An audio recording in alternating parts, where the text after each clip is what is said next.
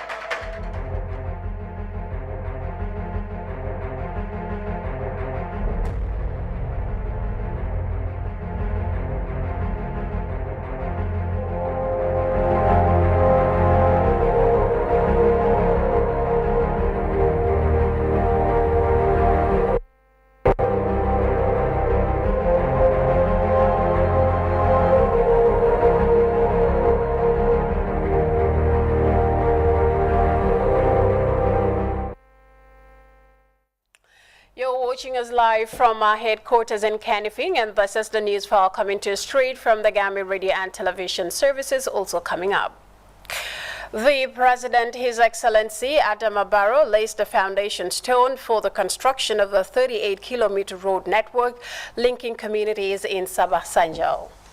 Agribusinesses on the spotlight. Newsfile meets a young poultry producer embodying the new breed of Gambian farmers, moving to achieve food and nutrition security.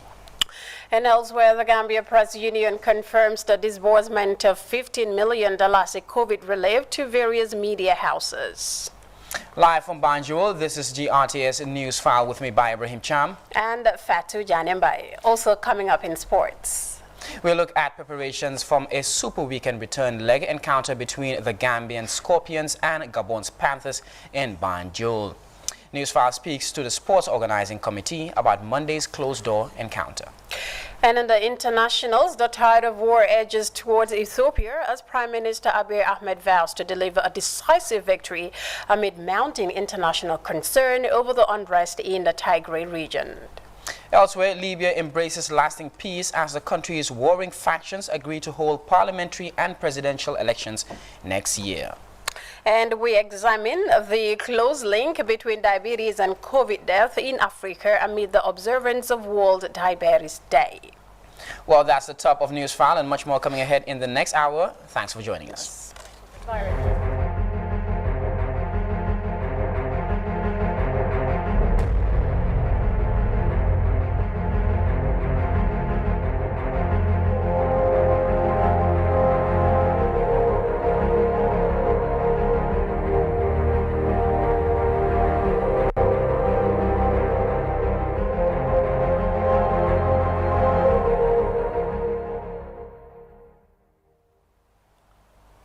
Hello and welcome to the Newsfile. Now, warm welcome to the Newsfile once again. It's great to have you here with us. Now, we begin with the bulletin with the President, His Excellency Adama Barrow, who on Saturday laid the foundation stone for the construction of the 38-kilometer road network linking communities in Sabah Sanjal. The road project is funded by the government of the Gambia and forms part of the planned 400-kilometer road project across the country. The project is contracted to Ariske Construction firm, which has accumulated immense experience in the road construction sector. The President is accompanied by high-power delegation, including cabinet ministers, senior government officials, and regional authorities. Let's now explore a changing agribusiness scene, witnessing a surge in investments and startup ventures hugely transforming agriculture in the Gambia.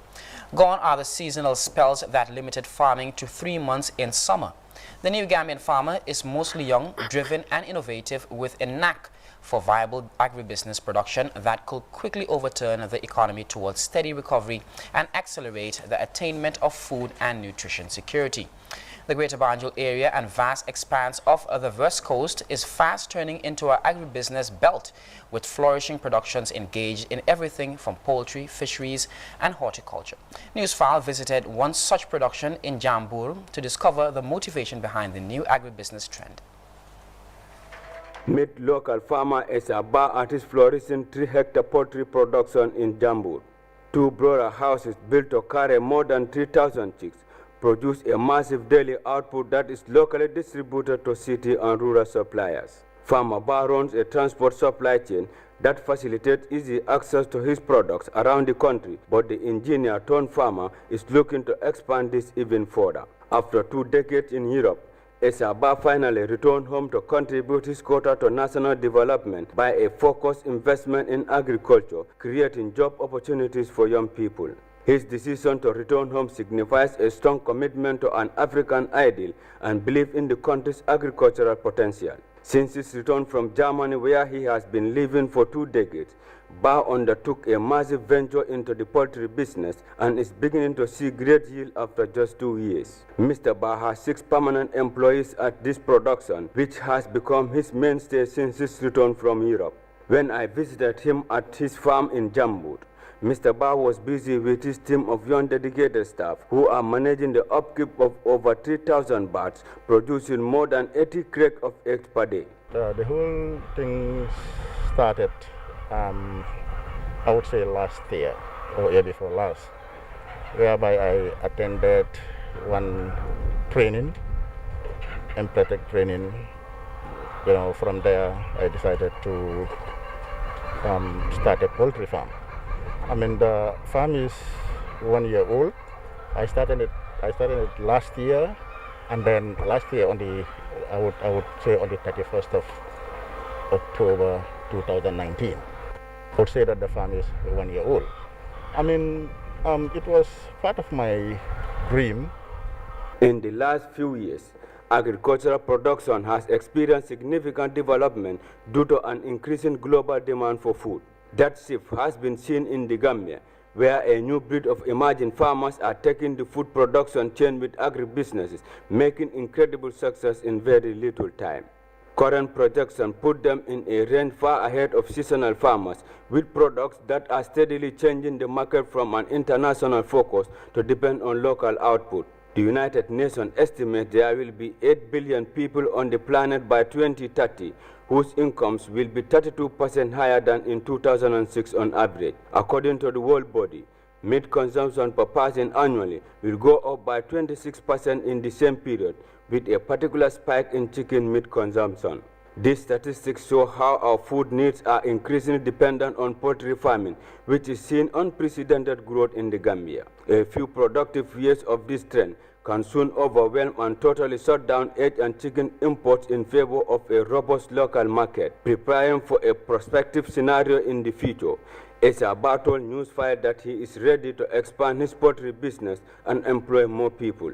The future of food security clearly resides in this investment, with capacity to serve the entire country to start the current rate of importation, bringing in vast amount of foreign chicken and eggs into the country. We have about 2,400 eggs a day. that is both houses. You know, we have another house there. And when you calculate it, that is about 80 crates a day. Though, as a beginner, as somebody who started a year ago, I think it's not bad. It's obviously good. The thing is, actually, I would say that it is high time for the people or the Gambians to know actually what belongs to us. We have to believe in that. We have to believe in ourselves. I have a lot of people calling from Europe, a lot of people locally, they call in, and I say that, look, they believe in what I'm doing. And I think that what I'm doing is very positive because the feedback was very, very, very good. So I have to expand it. Yet, poultry farmers like Mr. Ba need strategic support to expand their production and break into new markets. Difficult access, logistics, and high cost of feed are some of the biggest hitches challenging poultry production with the global pandemic, driving expenditure through the roof. All the poultry farmers are encountering a lot of challenges because especially in terms of feed. Most of these poultry feeds are imported from and then it is really, really disturbing and difficult sometimes to access the feed. The Gambia's agribusiness potential presents opportunities that can vastly boost the economy and significantly curb youth unemployment. Young, ambitious farmers like Esaba, with a vision to master the gains of the agriculture sector, are now looking for viable partnerships to divest their investment and help to push the country's food production to a scale heights urgently necessary to attain food and nutrition security. For Grts News, I am Baba Silla. Now, agribusiness ventures are mostly challenged by the lack of finances to expand production and marketing capacity. We can now bring in Modisar, the monitoring and evaluation and grant expert of the Gambia pilot program, the latest national scheme moving to deliver large investment grants to youth and women farmers in agribusiness value chains. Thanks for joining us on the program, Mr. Sar. First of all, why are they strategic for economic and development in agribusiness? Thank you very much. Good evening, viewers. Yes, I mean, if you look at the Gambia's development paradigm, and generally in the developing countries, you find that agriculture over the years have been very much inclined to smallholder farmers. Farmers have mostly been producing on subsistence. And if you look at since independence, up to now, we are talking about food self-sufficiency, but up to now we're having people that are still hungry. So I think there should be a paradigm shift and trying to integrate perhaps the small-scale farmers and expand into large-scale production. I think this has been the thinking. Otherwise, it's like we were going back and forth for 52 years. So I think there's a need for Gambian farmers to orientate themselves towards commercialized production, and therefore they can have surpluses that can be at least accessible by others who are not in farming communities. For those in the urban areas, a lot of demand for food. Absolutely. But, yeah. Now, food and nutrition security is a major global concern that is attracting more investment. Now, why are financial support lines crucial in helping farmers to expand their productions? Yes, just like I said initially, it is the fact that, you know, if you look at the resources needed to expand production and productivity, sometimes it's beyond the reach of the average farmer. And actually, in fact, in the context of the Gambia, we are seeing a lot of production happening at the level of a small-scale farming, and no more transformation taking place. A lot of our products are lying at the level of farm gates, not being able to be transformed into foods that can be nutritious. Absolutely. I think the element here is about nutritious foodstuff. We've been taking a lot of foods that are perhaps just to fill our bellies, but they are nutritiously enhancing our livelihoods. So there's a lot of malnutrition. Over and undernutrition is also happening in this country, and there's a need to diversify our production base to enhance food security, but also nutrition security at the levels. Okay. Perhaps, yeah. Very well. Now, going further, Mr. Saad, let's talk about the GPP. That's, of course, the Gambia Pilot Project, the latest regional and national undertaking to achieve agricultural productivity and, of course, enhance employment on the other hand. Now, what is the specific objective of the program, and what value chains are being targeted for support? Thank you very much. This actually, the program is really trying to see how, for example, the introduction of new innovative practices in agribusiness can help contribute to stability and employment generation, sustainable development of the Gambian people, particularly youth and women, to be able to have access to financing that is critical for enhancing the value chains. And like you said, I mean, if you look at the Gambia, a lot of emphasis have been on some of the cereal crops. And like I said, most of the cereal crops are carbohydrate based. And therefore, in terms of nutrition, it is really not very adequate as what we should have.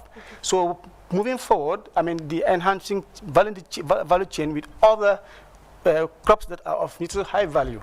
For example, the horticulture, in poultry, and also aquaculture, which is very much underdeveloped in this country. We haven't seen any large-scale aquaculture schemes that can enhance our catch of fish.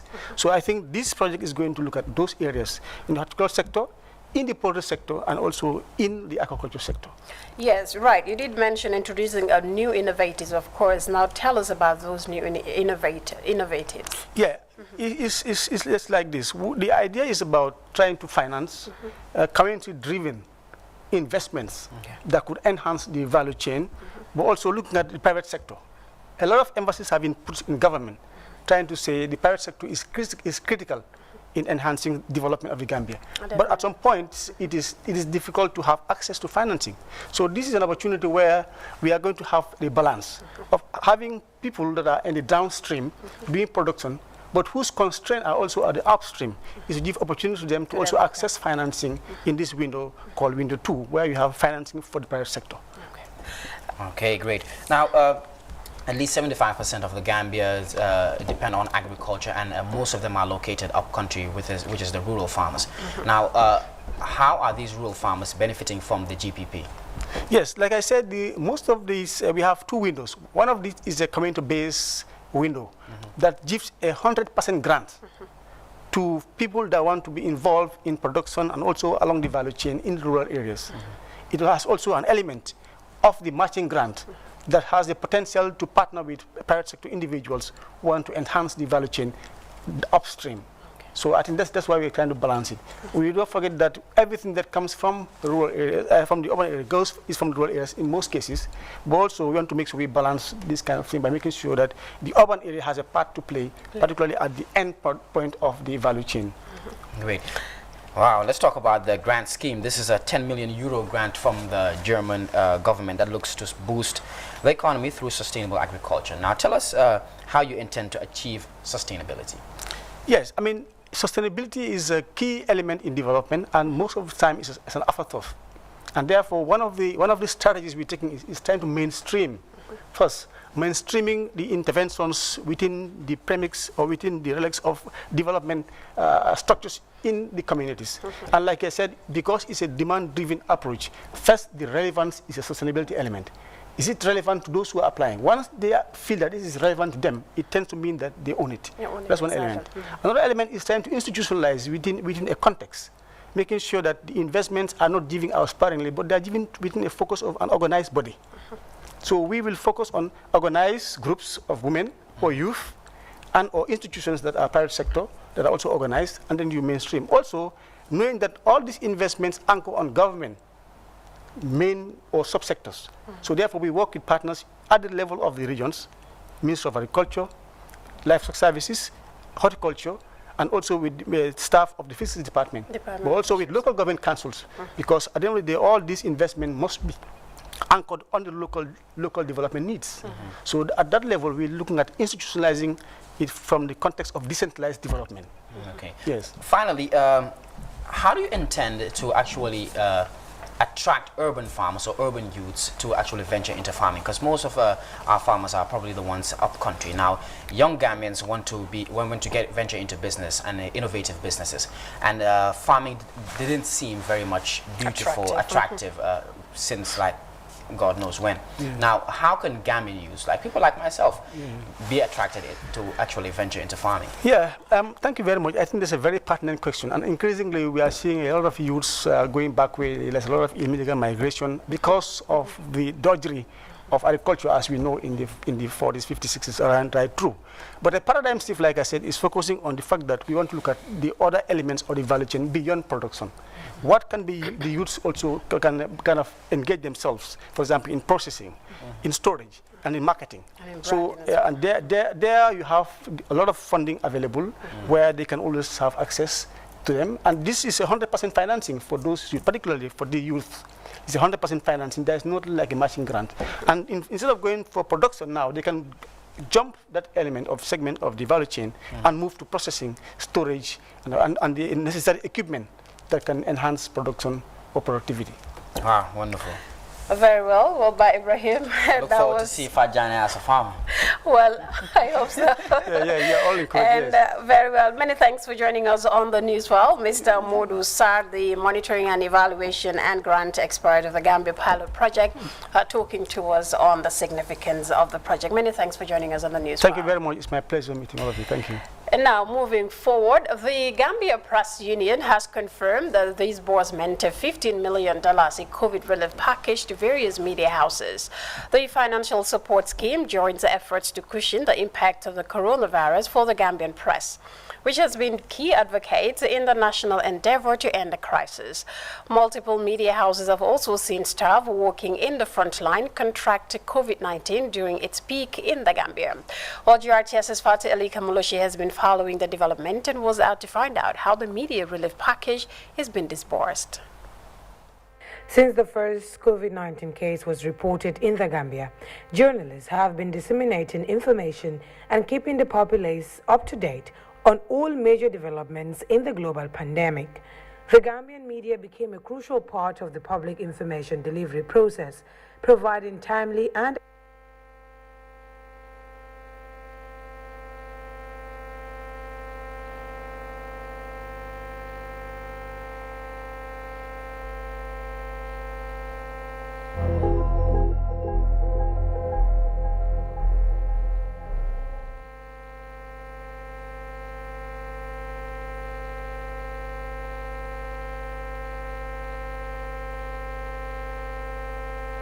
global pandemic ever seen. Media houses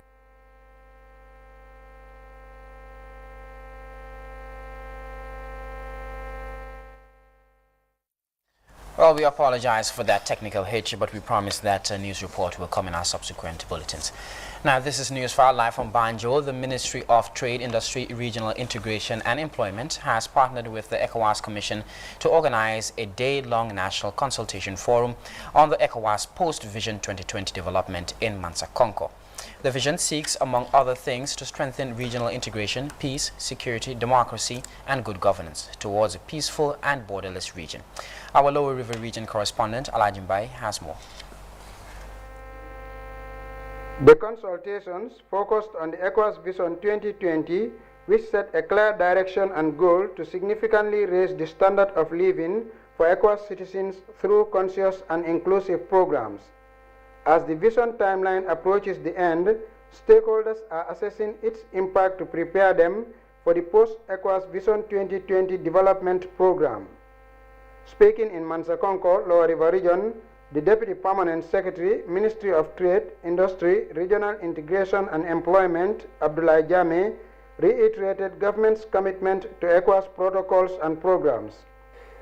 As a member state of the ECOWAS, the Gambia is firmly committed to regional integration process and in particular to the implementation of various community protocols, programs and policies at the national level, which have a bearing on the socio-economic development of the community and its citizens as a whole. The long-term vision of ECOWAS remains the creation of a borderless region where the population have access to its abundant resources and is able to exploit them through creation of opportunities under a sustainable environment. The Governor of Lower River Region, Rohijon Manjang, praised the role of ECOWAS in regional integration as well as the Gambia's transition and democratization process. The role of ECOWAS has been very, very visible by all of us, starting from the peacekeeping process. They've contributed immensely to make sure that Gambia is stabilized in terms of their democratic paths, and we are all here to attest to that. Those of us who are having the new passport and the new ID cards have started seeing ECOWAS being spelled out clearly there. I used to say that we have seen borders that is separating, of course, even our communities at internal levels, countries at external levels. Those are borders and designed by us. But the main intention of ECOWAS is to remove those borders in our policy designs and implementation. The chairman of Mansakonko Area Council, Landing B. Sane, thanked organizers for involving stakeholders at grassroots level in formulating the post-ECOWAS Vision 2020 development initiative. You could have sat behind the computers, use your Google, or use other platforms to probably gather information. But I think this is the best way that you could do, and you choose to do it this way. And we are very happy that you've tried your best to involve us to take part in the processes that will come up with the vision development after 2020 for ECOWAS. The vision seeks, among other things, to strengthen regional integration, peace, security, democracy, and good governance towards a peaceful and borderless region. Participants highlighted the ineffective implementation of the protocol on free movement of people, goods, and services as a major challenge to regional integration efforts. Alajim Bai, GRTS News.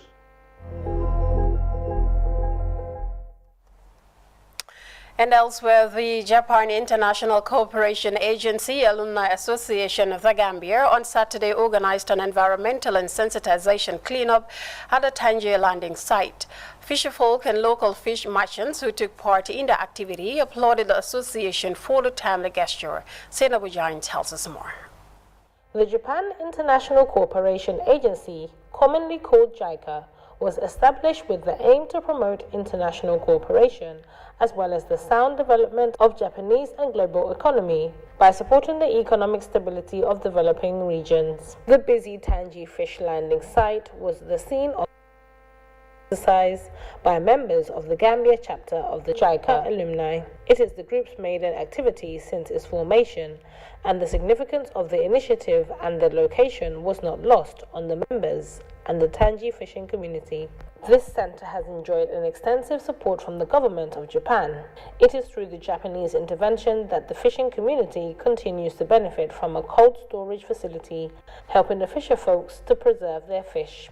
The day-long activity helped transform the general vicinity of the landing site, a key source of livelihood for many people, especially the women vendors.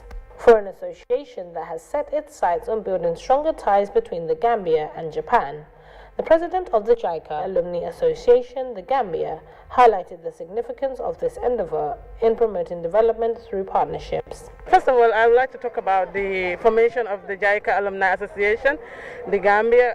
It was brought about by ex-participants of the Japanese International Cooperation Agency, JICA, who have benefited from long-term trainings, and also the knowledge co-creation program, which is a short-term program. So it cuts across different institutions in the Gambia, especially government departments who have benefited from training packages in Japan and come together to form this association. We know the importance of fish, fish in the Gambian diet or the Gambian nutrition, because it's the main source of protein that we have. So we thought of Tangier fishing for all those reasons that we came together and said Tangier would be the most ideal place or the ideal event to start with. In keeping the community and landing site clean, Tangier VDC Public Relations Officer Mamadou Jallo Jiba expressed his appreciation for this cleansing gesture. Without getting a healthy environment, therefore, we are going to be prone to a lot of disease. So we thought it prudent to come over to the beach and make sure that we sanitize this area very well, because it's not only for fish landing, but so many people come here, and then if they want to buy fish and realize that the place is so filthy, they will even not want to come and buy. And that is going to be to the disadvantage of our fish sellers. Abdul Job, an executive member of the association, explained some of the many benefits the Gambia can gain from the partnership. JICA Alumni Association, this is our initiative. We had even had the opportunity to meet the Vice President. Alhamdulillah, he received us. We thank him for that, and she have given his support. And we are expecting to meet the Foreign Ministry, where the Foreign Ministry is the core of connections to international partners. So we would like the Foreign Ministry to open doors to the association. We have a lot of ideas, techniques, planning for the government of Gambia, not for our association, but for the Gambia government. We want to be an ambassador between Gambia government and Gambia Aluminum Association. The women vendors hailed the move by the members of the association. One of the fish vendors, Maria Manjang, highlighted the importance of a clean environment, which she said is vital for their health. If the place is clean, it's for our own benefit. That is why I plead with other women to join the exercise to make our environment clean. If the environment is clean, it will attract more customers, and I always advise my fellow women to make sure the place is always clean. It was a day that brought together members of the association to reflect on the progress they made during the past year, a period that also coincided with the pandemic. But even the youngest members of the group, Jessie Akindele and Aminas Jaju, were in the mood to help in keeping the environment clean.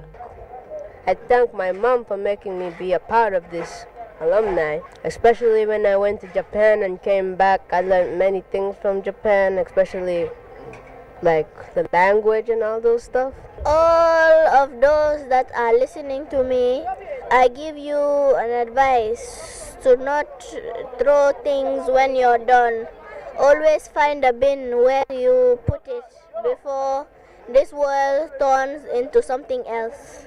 And always wash your hands because of the virus. At the end of the event, the association, through support from partners such as the Ministry of Fisheries and Water Resources and National Environment Agency, donated cleansing materials to the community of Tangi. Zainab Bujan reporting for Newsfile. Watching us live from Banjul, this is Newsfile. Still up on the program, the tide of war edges towards Ethiopia as Prime Minister Abiy Ahmed vows to deliver a decisive victory amid mounting international concern over the unrest in the Tigray region. And a close look at preparations for the Super Weekend return leg encounter in the Afghan qualifiers between the Gambia Scorpions and Gabon's Panthers in Banjul. Stay with us. In the mood of pranking your friends? Change your voice and spice up your calls with AfriCell Magic Voice service. You can choose to talk with a cartoon, a woman's or a monster's voice for only $1 per day. To activate the magic voice, call or SMS 188 or simply dial *188#. Have fun and enjoy the laughs. Where AfriCell goes, nobody dares to follow. Tired of seeing the message you have insufficient funds in your account? Worry no more. With AfriCell, the caller credit just got way better. Now you can continue your conversations with your loved ones. With the new caller credit, you can now borrow up to $250 credit. Send a blank SMS to 152 to get your caller credit and activate the service of your choice. For more info, please call 111. Where AfriCell goes, nobody dares to follow.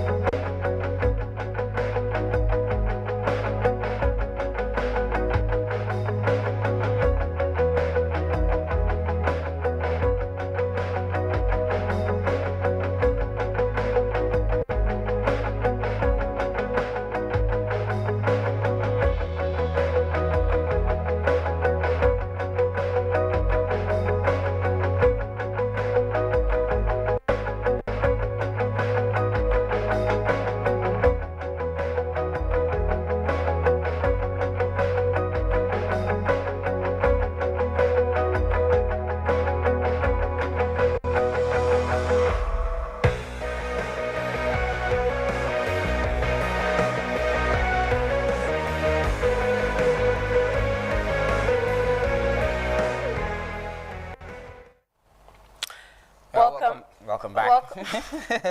Welcome back to to GRTS News. Of course, we're watching the Newsfile coming to you live from the Gambia Radio and Television Services. And now to some sports and a close look at preparations for the Super Weekend return leg encounter in the AFCON qualifiers between the Gambia Scorpions and Gabon's Panthers in Banjul.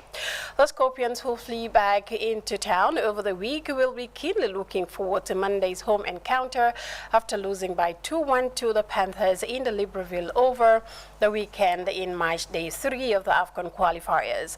The Scorpions safely returned home on board a chartered flight and landed at the Banjul International Airport on Friday evening to begin preparations ahead of Monday's second leg at the Independence Stadium in Bakau.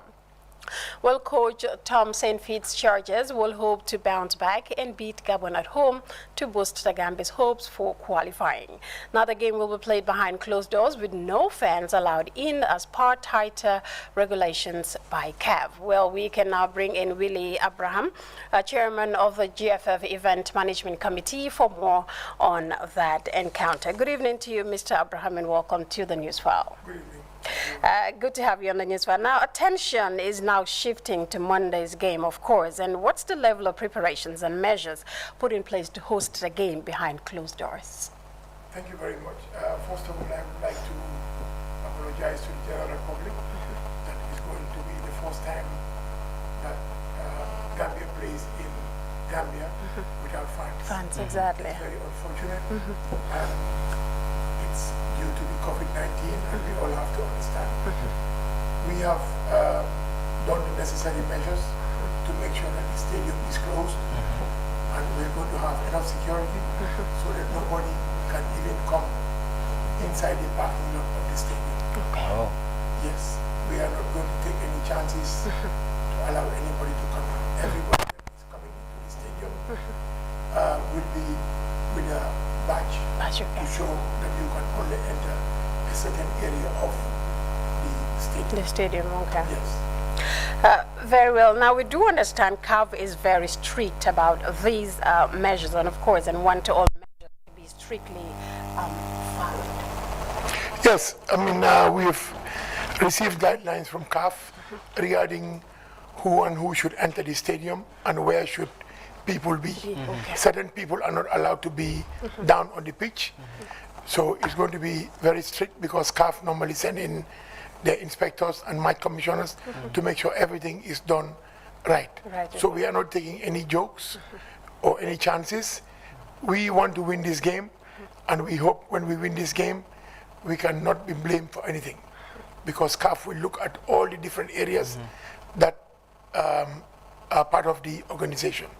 So hence we have partnered with GRTS to make sure that GRTS shows the game. We are appealing to the general public to have everybody sit at home and enjoy the game from your house. From your house. Yes. Very well, and have everybody sit at home and enjoy the game from the comfort of your homes. By Ibrahim? Absolutely. Now, Monday's qualifiers are hugely anticipated by Scorpion fans. We know there are people printing T-shirts to boost home support. Now, how can fans support their team during the closed-door games? I think we can only stay at home and watch the game. And if we win on Monday, it's a very good chance for us to qualify. So we can go out in the streets and jubilate. That's the only thing we can do. But during the 90 minutes, we are just appealing to everybody to stay home and watch the game from home and pray for us to qualify. We are all in this together. We are, I mean, the federation is losing huge revenue from closing its doors. So we have to all understand that.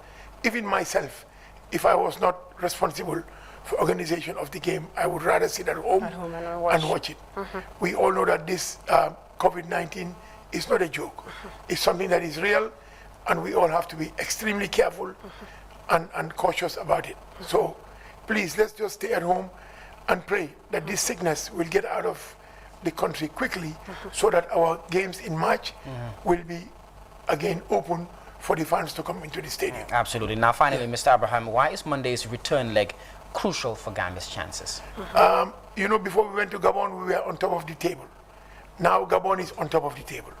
So, I mean, I'm not a technician, but mathematically, if we can win on Monday, it will send us back on top of the table, and then we have 2 more games to go. And if you look at the 2 games left against Angola and Congo, I think we should be able to at least gather 4 points from those 2 games and then qualify for the first time. It's a dream for every Gambian to see Gambia qualify. So let's come together, watch the games from home, and then pray for the boys to get the 3 points on Monday, and then we can celebrate. Well, I hope that the boys' spirits are high after losing the match in Gabon, where they just came from, and one of the players having to be quarantined because he actually tested positive for COVID-19. I hope the spirits of the boys are still high so they can actually have a positive match, hopefully Monday. Yes, I'm sure the spirit is high. I'm sure the federation is doing everything possible to make sure they motivate the players. If you look at the second half, when we played against Gabon, I watched it on TV, it was a brilliant second half. We came back, we scored a goal, and the boys really played well in the second half. It's always difficult to play away, especially in these French-speaking countries. Okay. They do everything to make sure that you don't win, and it happened. So for us, we have a good side. The players are in high spirit. They've arrived since yesterday, and we all pray and hope that on Monday we will be celebrating after the game. Well, thank you very much for your time on Newsfile, Mr. William Abraham. Thank you very much. Thank you. Well, a super encounter coming up there on Monday. That's Newsfile Sports, taking us to a quick break. Don't go away. Thank you very much.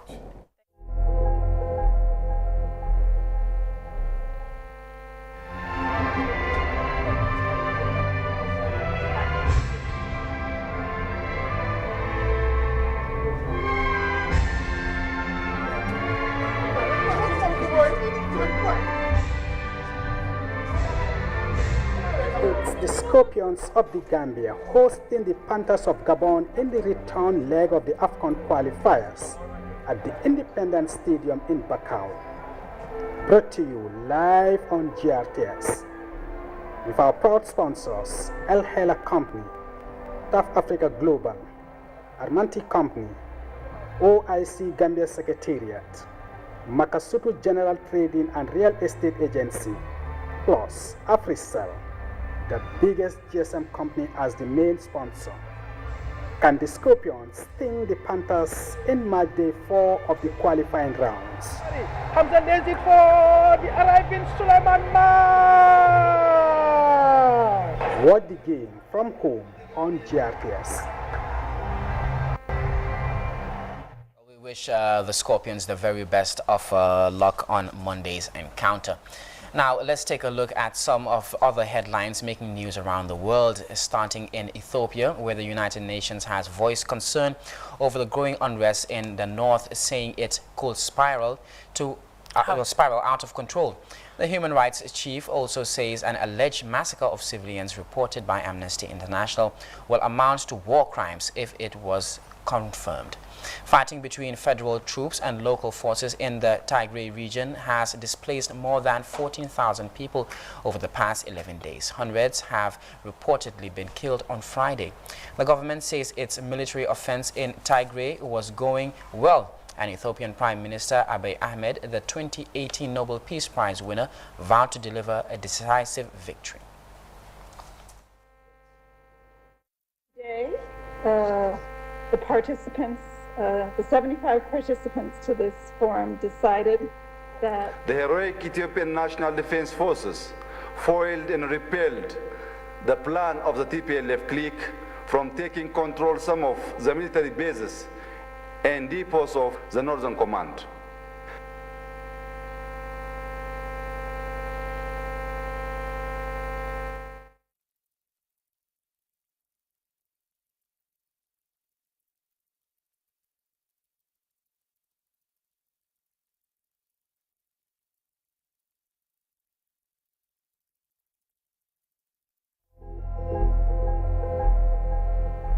Ethiopian National Defense Forces foiled and repelled the plan of the TPLF clique from taking control some of the military bases and depots of the Northern Command.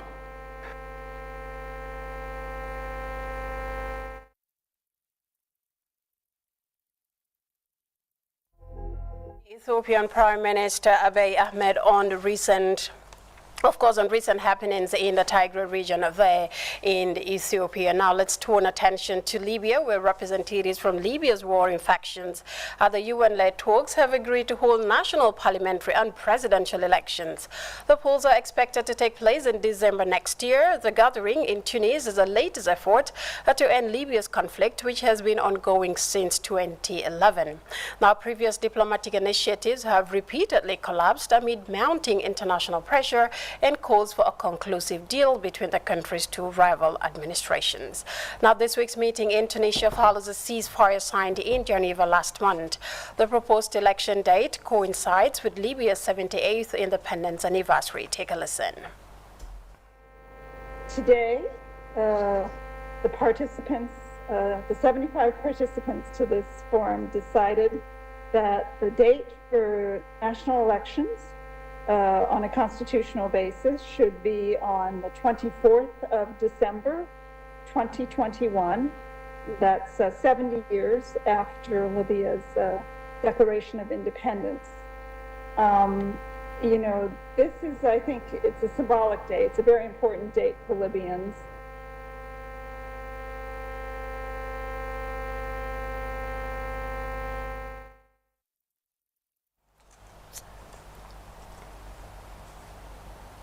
Meanwhile, this week's Libya's 5+5 Joint Military Commission discussed the implementation of a UN-broked ceasefire. CGTN has more on that development. Military leaders from the government of National Accord and the Libyan National Army have taken the first step to make Sirte the central city for Libya's transition. Sirte was previously on the front lines of the conflict. Their meeting was at the new headquarters of the 5+5 Joint Military Commission. It's the first time actually that the rival parties actually are sitting on the Libyan soil and discussing, you know, the peace process, which is actually something promising, and that we are hoping that it continues after this meeting. But we can say yes. If we can say it, or describe it, we can say that it's a historic meeting. The two sides agreed to implement the ceasefire agreement into two phases, but without setting a time plan for either. We can say that's not concerning, actually, because as we can see now, the peace process is going, but that doesn't mean that you know, we should worry about this, because as we can say that you know, both parties are now considering pushing the peace process forward, because the military action or the military solution is not, you know, feasible anymore. The military commission already agreed to clear Libya's main coastal highway from landmines, arms, and foreign mercenaries in the first stage of the ceasefire. Second phase will include retreating military hardware and foreign fighters from all demarcation lines. No concrete outcomes with clear timelines have been announced from Sirte's military negotiations. However, both Libyan rivals agreed to meet in the soonest possible time, which in itself is an achievement. It's an indication that Libyans have not yet given up on their negotiations. Adel Mahroui, CGTN, Cairo.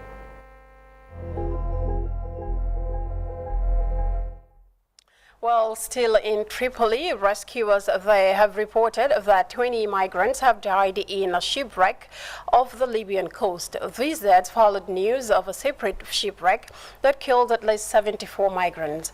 The United Nations International Organization for Migration says there were more than 120 people on the boat. A voyage to greener pastures that never was. Survivors brought back to shore in Libya. These migrants recount their harrowing journey. 2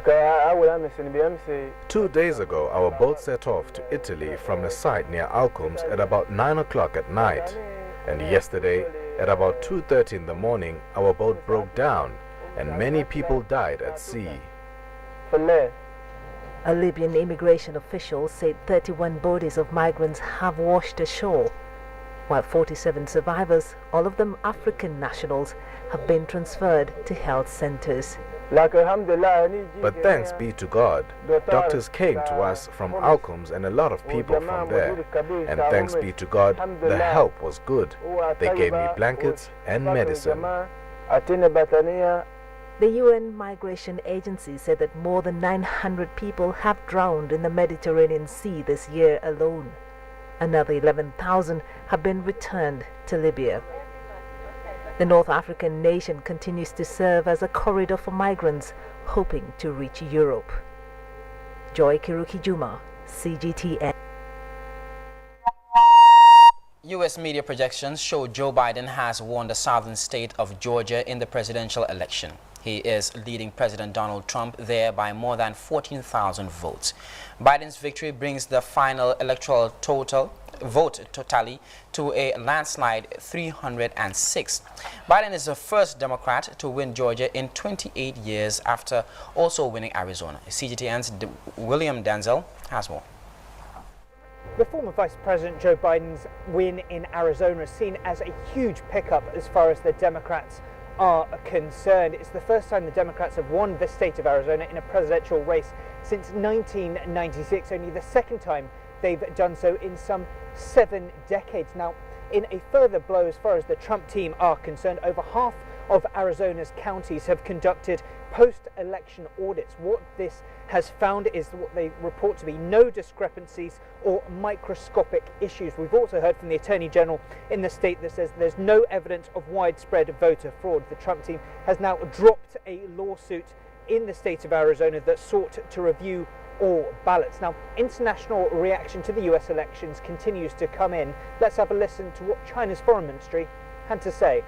We've been paying close attention to the reactions to the US presidential election from within the United States and in the international community. We respect the American people's choice. We extend our congratulations to Mr. Biden and Ms. Harris. In the meantime, we understand that the results of this presidential election will be made in line with US law and relevant procedures. Now, as far as the Biden team is concerned, we've heard from several members of his coronavirus team. They have suggested that Joe Biden is not in favor of a full nationwide lockdown, instead perhaps favoring more targeted approaches. Some have likened it to a dimmer switch instead of an on or off switch. Now, the transition team has also offered a little guidance as to what the former Vice President will be doing next week. We understand that the former VP will be speaking to leaders from both sides of the political aisle. We understand that they'll be discussing how to put Americans back to work. So expect those stimulus talks to feature very prominently indeed. Now, we've also heard from Jen Psaki on the transition team when quizzed about the fact that Joe Biden is not receiving those national security daily briefings. She has said that she's not interested in getting into a food fight over the issue. She does say, though, that not receiving it does pose some potential national security risks for the US people. William Denslow, CGTN in Wilmington, Delaware. And now people around the world are marking World Diabetes Day. Diabetes is a metabolic disease which causes high blood sugar levels because the body cannot produce or effectively use insulin. In South Africa, it's very common as an underlying condition among serious cases of COVID-19.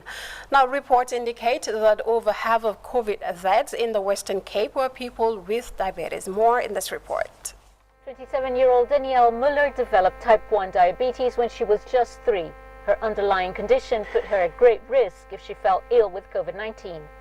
Muller contracted the virus in hospital before South Africa's lockdown in March. It was a scary, scary experience, and even now, you're not sure because everybody's talking about the next wave of COVID coming. I think the worst part of it was the isolation. Not having your people there. I'm used to mom always being there and my uncle popping by and my aunt being there. In South Africa, more than half of those hospitalized with COVID-19 were diabetic. Muller fortunately recovered within 2 weeks. She started a WhatsApp group to help other diabetics who felt alone in the pandemic. On there, a few of us we were diagnosed with COVID, and the first question that was, will I be okay? You just need that reassurance because the doctor always says you'll be fine, but you're not always sure if you will be. Out of the 6 of us, only the one lady didn't make it. At least 4.5 million South Africans live with diabetes. There's a high dependence on medicines coupled with a proper diet and exercise. It was a really bad situation for people living with diabetes because they couldn't get the care, they were at risk if they went into queues. There were a number of instances people were just too scared to go to the clinics to get it. And then the usual supply problems, the lack of being able to manage it. So yes, the care was deeply impacted. With the economy halted, health fears were outweighed by the need to survive in many poorer communities. There were so many people who lost work and didn't have enough food, and with diabetes, it is terribly important because you have to eat to take the medicines. If you take the medicines with no food, then you get something called a low blood sugar attack, and that low blood sugar attack can kill you. Diabetes medicines are costly, and most South Africans rely on a severely strained public health system for them. Those living with the illness are hopeful the pandemic has highlighted their plight for better health care. Julie Shara, CGTN, Johannesburg, South Africa. And now from the report, we'll take a recap of our top stories. But before that, you can join by Ibrahim Cham for the 10 p.m. news bulletin. A recap of our top stories. The President, His Excellency Adam Barrow, has laid the foundation stone for the construction of the 38-kilometer road network linking communities in Sabah Sanjam. In agribusinesses on the spotlight, Newsfile met a young poultry farmer embodying the new breed of Gambian farmers moving to achieve food and nutrition security. The Gambia Press Union has confirmed the disbursement of $15 million COVID-19 relief funds to various media houses. In sports, we looked at the preparations for a Super Weekend return leg encounter in the AFCON qualifiers between the Gambian Scorpions and Gabon Panthers in Banjul. And the tide of war edges towards Ethiopia. Prime Minister Abiy Ahmed has vowed to deliver a decisive victory amid mounting international concern over the unrest in the Tigray region. And elsewhere, Libya is embracing lasting peace as the country's warring factions agreed to hold parliamentary and presidential elections next year. And we also examined the close links between diabetes and COVID-19 deaths in Africa amid the observance of World Diabetes Day. Well, that's all we had in this edition of GRTS Newsfile. And a quick up to date with our top stories. Join us again at 10:00 hours for more news. Until then, many thanks for watching and have a pleasant evening.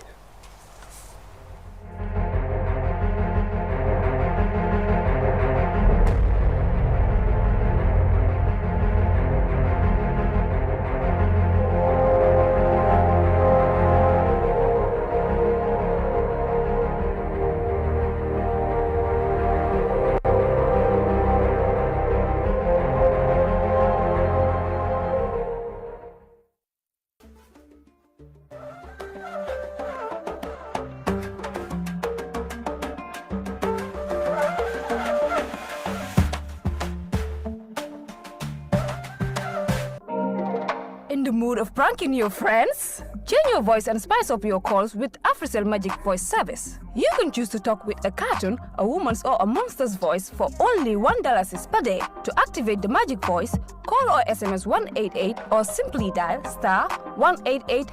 Have fun and enjoy the laughs. Where AfriCell goes, nobody dares to follow. In a country always thirsty for more, a team of superheroes with special powers unite to redefine the way we are connected. Aliu Buttera strikes again with the MiFi superpower that connects you to the world with the fastest 4G in the market for only $2,000 plus 4 GB of data. The MiFi superpower can connect 10 people all at once. AfriCell got office with the power to change the world.